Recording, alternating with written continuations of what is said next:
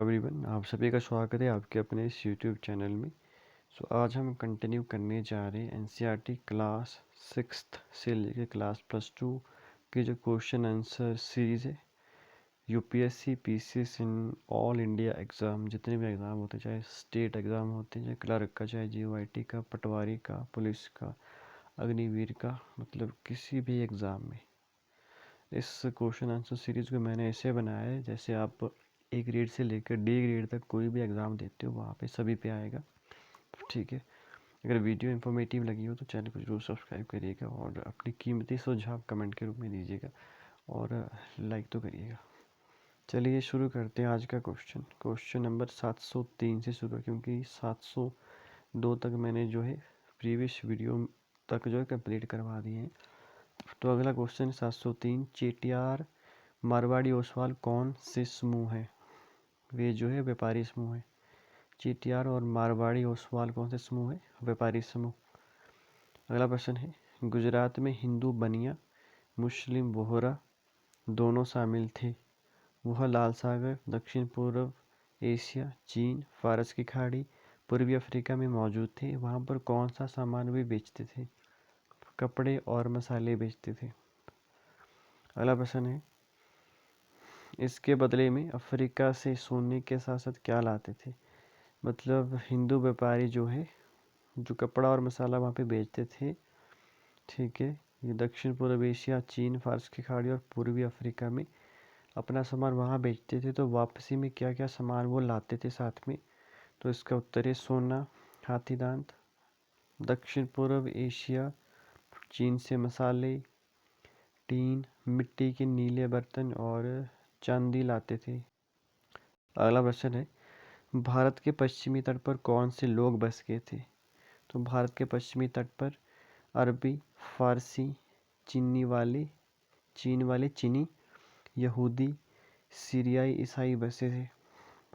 तो भारत के पश्चिमी तट पर कौन बसा था? अरबी, फारसी, चीनी, यहूदी और सीरियाई, ईसाई। अगला प्रश्न है, लाल सागर में बेचे जाने वाले कपड़े किनके द्वारा खरीदे जाते थे? इसका उत्तर है, लाल सागर में बेचे जाने वाले कपड़े इतालवी व्यापारी द्वारा खरीदे जाते थे। फिर वे लोग यूरोप को इन्हें बेचते थे। तो लाल सागर में बेचे जाने वाले कपड़े कौन खरीदते थे? इतालवी व्यापारी, और उसके बाद वो इस माल को जो यूरोप में बेच देते थे। अगला टॉपिक है काबुल।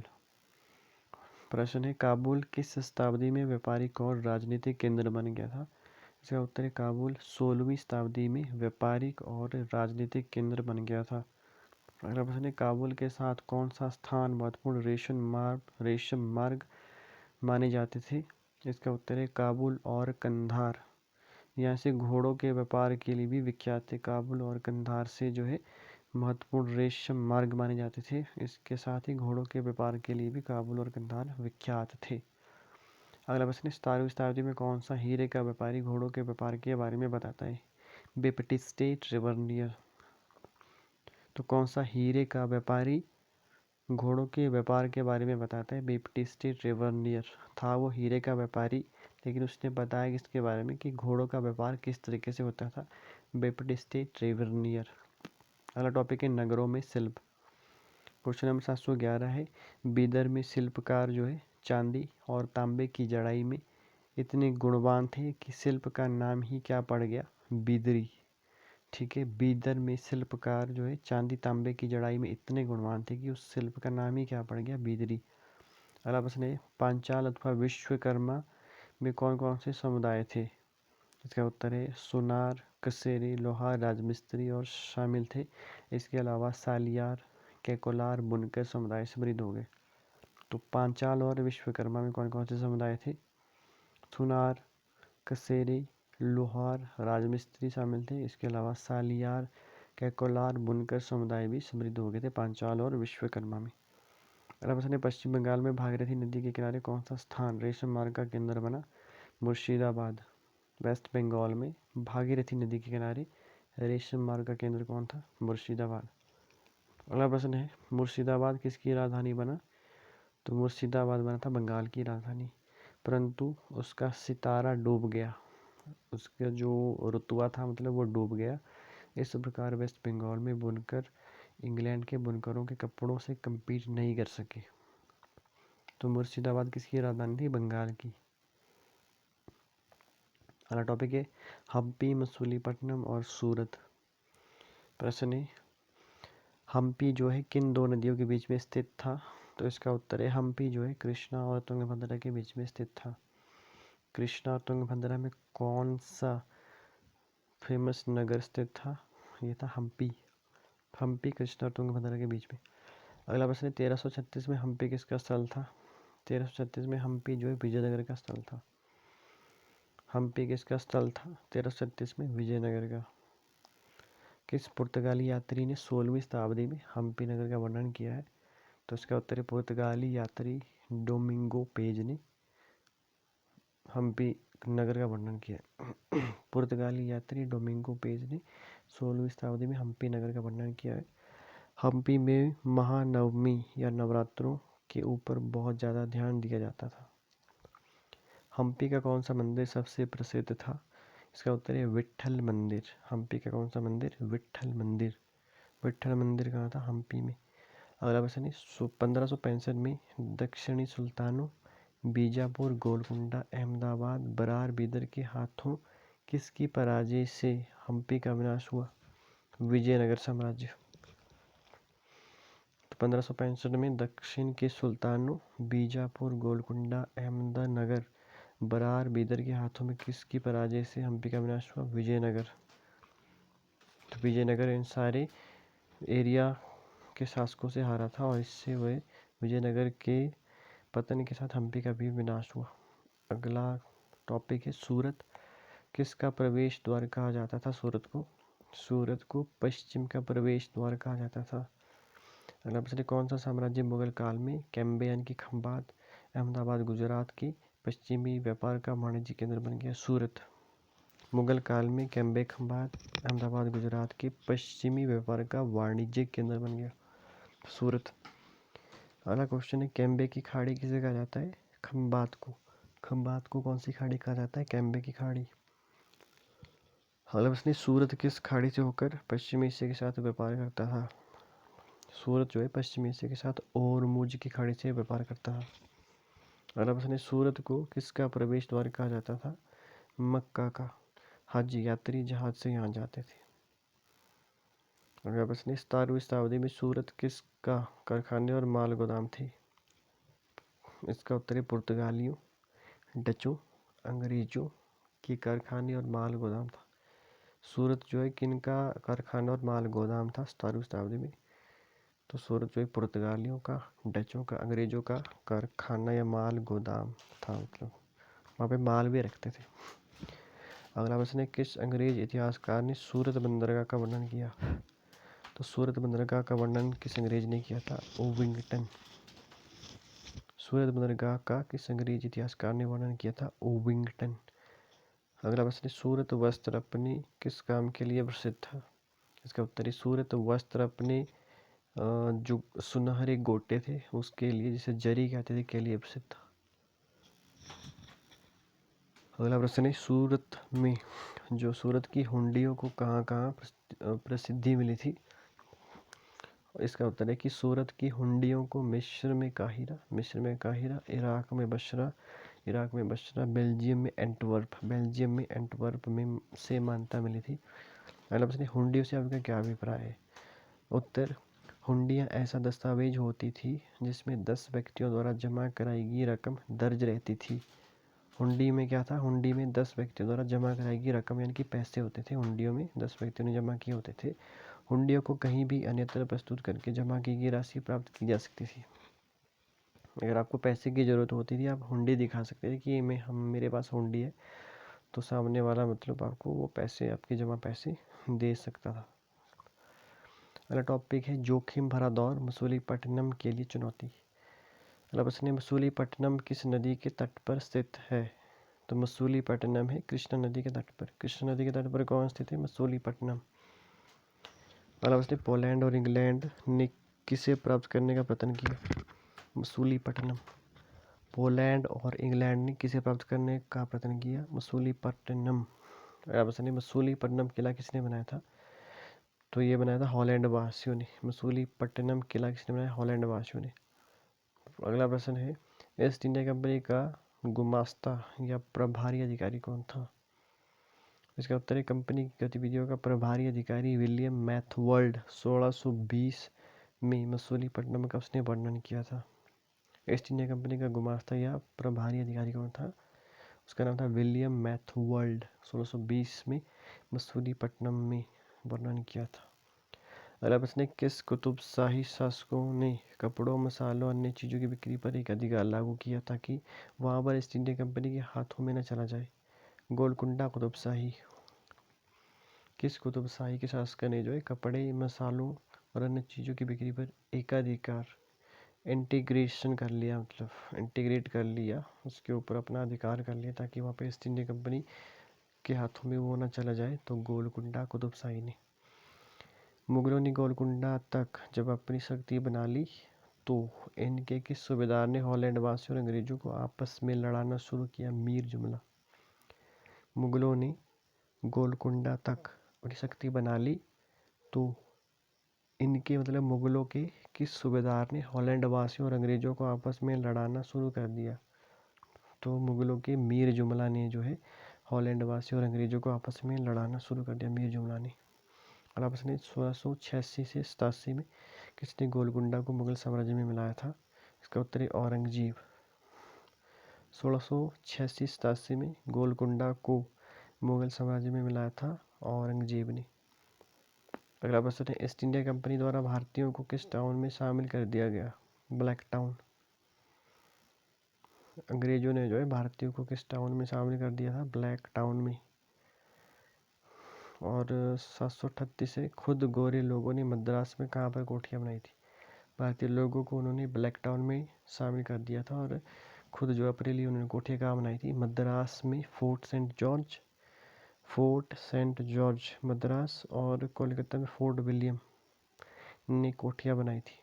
तो क्वेश्चन ये भी पूछा जा सकता है कि फोर्ट सेंट जॉर्ज कहाँ पर है? मद्रास में। फोर्ट सेंट जॉर्ज मद्रास में और फोर्ट विलियम ने कोठी कहाँ बनाई थी? कोलकाता में। Fort William Kolkata. अगला प्रश्न, वास्को डी गामा कौन से महासागर को पार करके भारत आया था? इसका उत्तर है, वास्को डी गामा अटलांटिक के साथ साथ Cape of Good Hope, Hind महासागर पार करके भारत पहुंचा था।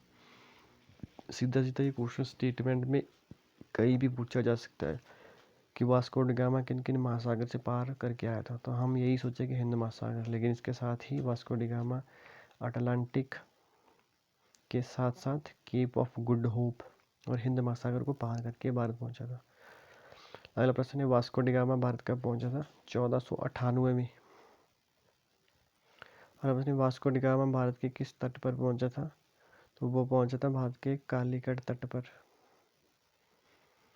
अगले वर्ष वास्को डी गामा वापस पुर्तगाल गया। पुर्तगाल की कैपिटल लिस्बन में वह पहुंच गया।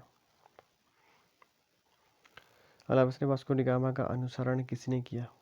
इसका उत्तर है, अंग्रेजों ने, पोलैंड वासियों ने और फ्रांसीसियों ने वास्को डी गामा का अनुसरण किया। अंग्रेजों ने, पोलैंड वासियों ने, फ्रांसीसियों के वास्को डी गामा का अनुसरण किया। अगला प्रश्न है, क्रिस्टोफर कोलंबस किस महासागर को पार करके आया? क्रिस्टोफर कोलंबस जो है किस महासागर को पार करके आया? इसका उत्तर है, इटली वासी कोलंबस अटलांटिक महासागर पार करके आया था। इटली निवासी कोलंबस अटलांटिक महासागर पार करके आया था। लेसन नंबर 7 है, जनजातियां, खानाबदोश और एक जगह बसे हुए समुदाय। इसका प्रश्न है, पंजाब में कौन सी जनजाति विख्यात थी? जाति नहीं है यहाँ पे, जनजाति है, शेड्यूल्ड ट्राइब जिसे कहते हैं। तो पंजाब में 13वीं और 14वीं शताब्दी में पंजाब में खोखर जनजाति विख्यात थी।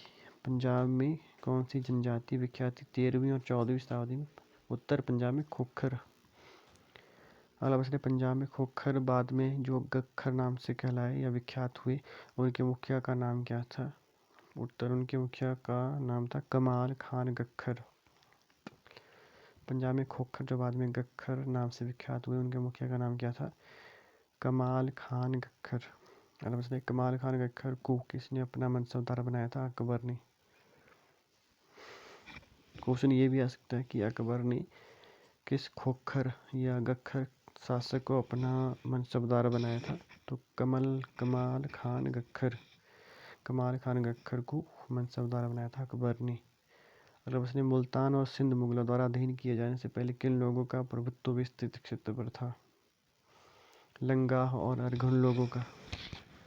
मुल्तान और सिंध जब मुगलों द्वारा अधीन किए गए उससे पहले मुल्तान और सिंध किन लोगों का प्रभुत्व क्षेत्र था? मतलब किन लोगों का अधिकार था मुल्तान और सिंध पर? लंगाह और अरघुन के लोगों का। लंगाह और अरघुन के लोग मुगलों से पहले मुल्तान और सिंध में आते थे। बलोच जनजाति कहाँ विख्यात थी? बलोच जनजाति का उत्तर है उत्तर पश्चिम। बलोच जनजाति कहाँ विख्यात थी? उत्तर पश्चिम। पश्चिम हिमालय में शेड्यूल्ड ट्राइब कौन रहते थे? तो पश्चिम हिमालय में, वेस्टर्न हिमालय में, यहाँ पे पश्चिम हिमालय पूछा जा रहा है, ठीक है, याद रखना है। पश्चिम हिमालय में गड्डी और गडरिये, गद्दी जिसे कहते हैं, गद्दी या गडरिये रहते थे पश्चिम हिमालय में, शेड्यूल्ड ट्राइब, अनुसूचित जनजाति जिसे कहते हैं। अगला प्रश्न है, उत्तर पूर्व में कौन सी जनजातियाँ विख्यात थी? तो उत्तर पूर्व में नाग थे, अहोम थे, कोच थे, खासी थे, कचार जनजातियाँ रहती थी।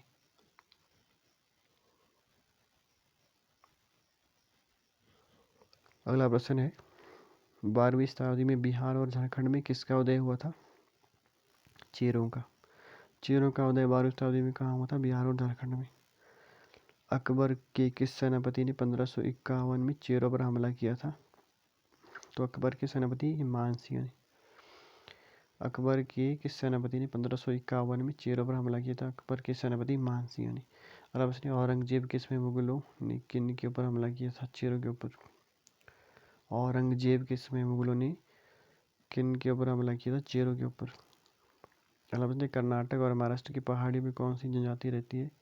तो कर्नाटक में रहती है कोली, कोली जनजाति कर्नाटक में, और महाराष्ट्र में बेराद। कर्नाटक में कोली और महाराष्ट्र में बेराद जनजाति रहती है। अगला प्रश्न है, कोली कहाँ रहते थे? इसका उत्तर है कोली गुजरात में रहते थे, ठीक है। कुछ और दक्षिण कोरागा, वेतन, मारवाड़ आदि भी थे।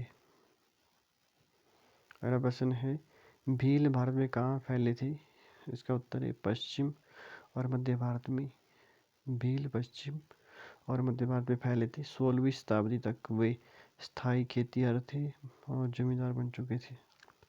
भील जो है 16वीं शताब्दी तक स्थायी खेतिहर जमींदार बन चुके थे। अगला प्रश्न है, गोंड फैले थे?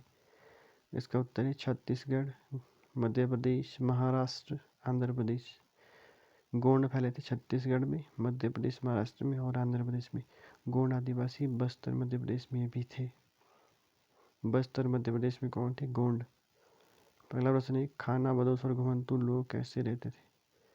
तो खाना बदोश और घुमंतु लोग कैसे रहते थे? उत्तर, खाना बदोश चरवाहे अपने जानवरों के साथ साथ दूर दूर तक घूमते थे। उनका जीवन दूध और पशु चारे उत्पादों पर निर्भर था।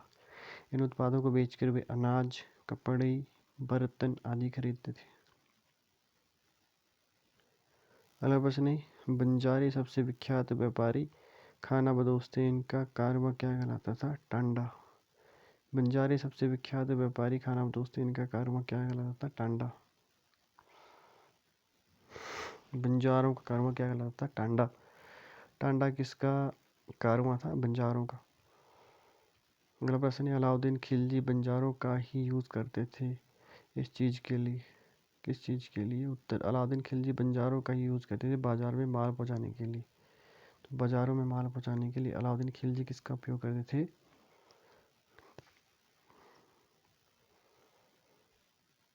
इन टांडाओं का, ठीक है, बंजारों का ही यूज़ करते थे बाजार में माल पहुंचाने के लिए अलाउद्दीन खिलजी। अगला प्रश्न, जहांगीर ने भी बंजारों के बारे में लिखा है कि वे किसके ऊपर अनाज ले जाते थे? इसका उत्तर है, जहांगीर के अनुसार वे बैलों पर युद्ध के समय अनाज ले जाते थे। अगला प्रश्न है, बंजारों के बारे में किस अंग्रेज ने लिखा है? पीटर मंडी। बंजारों के बारे में किसने लिखा है? मंडी, पीटर मंडी ने। अगला प्रश्न है, कांस्य मगरमच्छ, कुटिया कोंड, शेड्यूल ट्राइब से संबंधित जो मॉन्यूमेंट्स मिले, ये कहाँ से मिले? उड़ीसा से तमिलनाडु के तिरुचिरापल्ली तालुक में। कांस्य का मगरमच्छ उड़ीसा और कुटिया कोंड ये कहाँ से मिला? तमिलनाडु के तिरुचिरापल्ली तालुक में। कांस्य मगरमच्छ उड़ीसा, कुटिया कोंड तमिलनाडु के तिरुचिरापल्ली। अगला प्रश्न, तमिलनाडु के तिरुचिरापल्ली तालुक में स्थित उय्याकोंडन उद्यान में किसका वर्णन है? उत्तर 12वीं शताब्दी के अभिलेख में ब्राह्मण की सभा का वर्णन है। तमिलनाडु के तिरुचिरापल्ली तालुक में स्थित उय्याकोंडन उद्यान में किसका वर्णन है? 12वीं शताब्दी के अभिलेख में ब्राह्मण की सभा का वर्णन है। अगला प्रश्न, गोंड कहाँ रहते थे? गोंडवाना नाम का प्रदेश में रहते थे गोंड। इसका उत्तर। अगला प्रश्न, गोंड कौन सी कृषि करते थे? स्थानांतरित कृषि। तो गोंड कौन सी कृषि करते थे? स्थानांतरित कृषि का मतलब क्या होता है? एक जगह से दूसरे स्थान पर घूमते रहते थे। अगला प्रश्न, अकबर के अकबरनामा में किस गांव में 7000 गांव थे? गढ़कटंगा। अकबर के अकबरनामा के अनुसार किस गांव में 7000 गांव थे? गढ़कटंगा। अगला प्रश्न, गढ़कटंगा राज्य की प्रशासनिक व्यवस्था कैसी थी? इसका उत्तर केंद्रीकृत थी और राज्य गढ़ों में बटे हुए थे।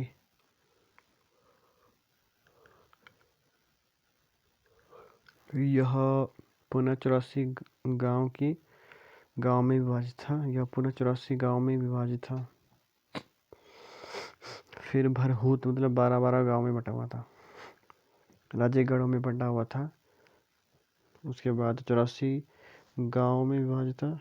फिर भरहूत 12-12 गांव में बटा हुआ था। और अब इसने भरहूत किसे कहा जाता था? इसका उत्तर ये 12-12 गांव में बटा हुआ था। जो स्थल या गांव 12-12 गांव में बटा हुआ था जो गांव।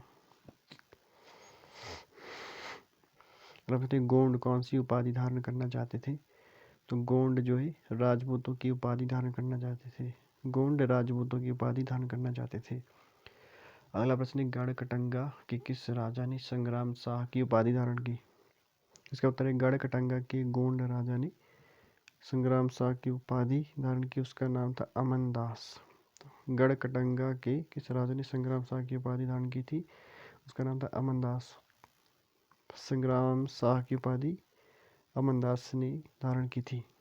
अगला प्रश्न, अमनदास की किस बेटे ने राजपूत सालवाहन की पुत्री दुर्गावती से विवाह किया था? इसका उत्तर है दलपत चंदेल। अमनदास के किस बेटे ने जो है राजपूत सालवाहन की पुत्री दुर्गावती से विवाह किया था? दलपत चंदेल। अगला प्रश्न, गोंड जनजाति उड़ीसा के किस जगह में पाई जाती है? गोंड जनजाति उड़ीसा के बस्तर में पाई जाती है। गोंड उड़ीसा में कहाँ पाए जाते हैं? बस्तर में। अगला प्रश्न, राजा दलीप सिंह की मृत्यु के बाद दुर्गावती ने अपने किस पुत्र के नाम पर शासन संभाला? वीर नारायण। राजा दलपति की मृत्यु के बाद दुर्गावती ने अपने किस पुत्र के नाम पर शासन संभाला? वीर नारायण। अगला प्रश्न है, 1565 में किस मंगोल के नेतृत्व में दुर्गावती को हराया? आसिफ खान। दुर्गावती को 1565 में किसने हराया था? आसिफ खान। अगला प्रश्न है, मुगलों ने गढ़कटंगा के एक स्थान को मंगोल वीर नारायण के किस चाचा को दिया? चंद्र शाह। मुगलों ने गढ़कटंगा के एक स्थान को मंगोल शासक वीर नारायण के चाचा को दिया। उनका नाम क्या था? चंद्र शाह। वीर नारायण का चाचा कौन था? चंद्र शाह।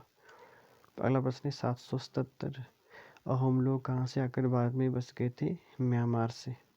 तो अहोम भारत में कहाँ से आए थे? म्यांमार से आए थे। अगला प्रश्न है, अहोम 13वीं शताब्दी में किस नदी घाटी में बस गए थे? ब्रह्मपुत्र घाटी में। अहोम 13वीं शताब्दी में बसे थे ब्रह्मपुत्र नदी घाटी में। 779 अहोम ने किन एरिया को अपने में मिला लिया? उत्तर अहोमों ने चुंटियों 1523, कोचहाजो 1581 को अपने राज्य में मिला लिया था। अशोक ने किन एरिया को अपने में मिला लिया था। अहोम ने चुनटियों 1523, अहोम ने चुनटियों को 1523, कोचहाजों 1581 को अपने राज्य में मिलाया था। अगला प्रश्न, अहोमों ने 1530 में किसका इस्तेमाल किया था?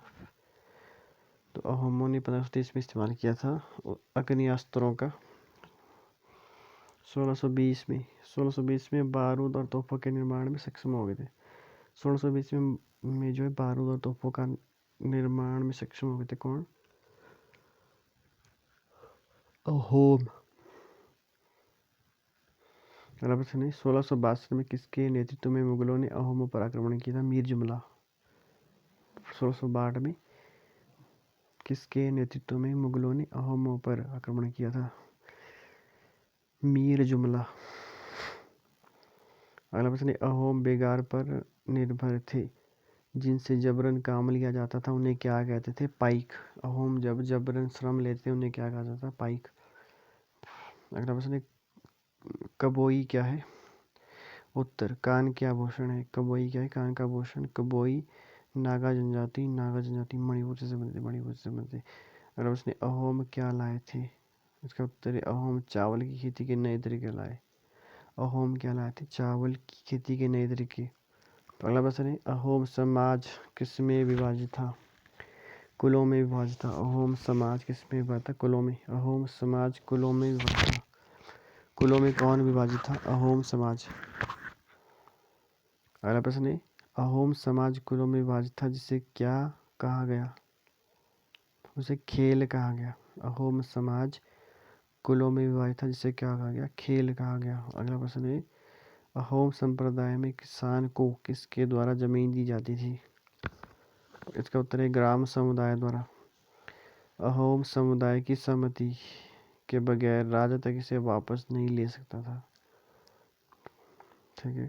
अहोम संप्रदाय में किसानों की जो संपत्ति थी, एक बार उसे फाइनलाइज करा के दे दिया गया तो उसे राजा भी चेंज नहीं कर सकता था या वापस नहीं बुला सकता था।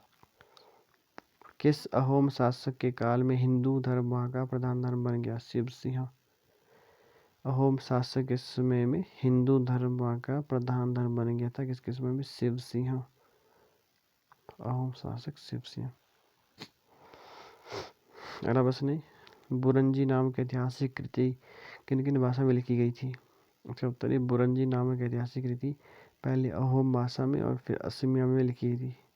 पहले अहोम फिर असमिया में लिखी गई। अगला टॉपिक है मंगोल। 790 क्वेश्चन है, मंगोलों को क्या माना जाता है? इसका उत्तर है, इतिहास में सबसे प्रसिद्ध पशुचारी और शिकारी संग्राहक अनुसूचित जनजाति मंगोल थे। अगला प्रश्न है, मंगोल कहाँ कहाँ बसे थे? इसका उत्तर है, वे मध्य एशिया के घास के मैदान स्टेपीज। मंगोल बसे थे मध्य एशिया के घास के मैदान स्टेपीज और थोड़ा उत्तर में बसे थे। क्वेश्चन नंबर 792, किसने मंगोल और तुर्की में एकता कराई थी? मंगोल और तुर्की में एकता कराई थी 1206 में चंगेज खान ने। मंगोल और तुर्की में एकता कराकर उन्हें शक्तिशाली बना दिया। 793 है, मंगोलों के पास किस तरह की सैनिक व्यवस्था थी? इसका उत्तर है, मंगोलों के पास सुसंगठित सैनिक एवं प्रशासनिक व्यवस्था थी। मंगोलों के पास सुसंगठित सैन्य व प्रशासनिक व्यवस्था थी। अगला प्रश्न है, अकबर के अकबरनामा में किसका वर्णन मिलता है? इसका उत्तर है, अकबर के अकबरनामा में वर्णन मिलता है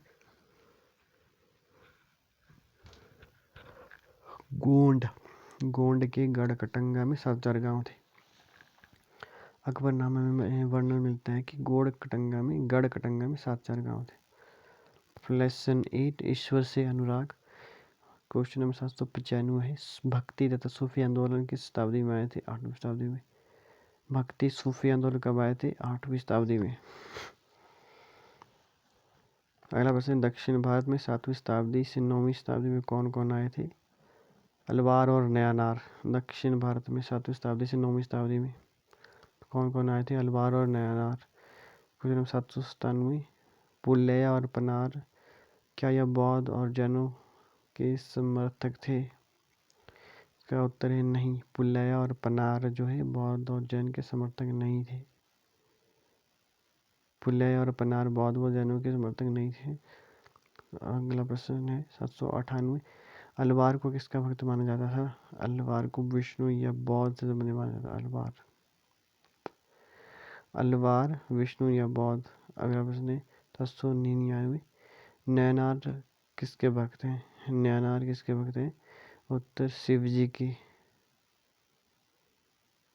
उत्तर शिव जी के जैनों से माना जाता है, जैनों से संबंधित ऐसा माना जाता है।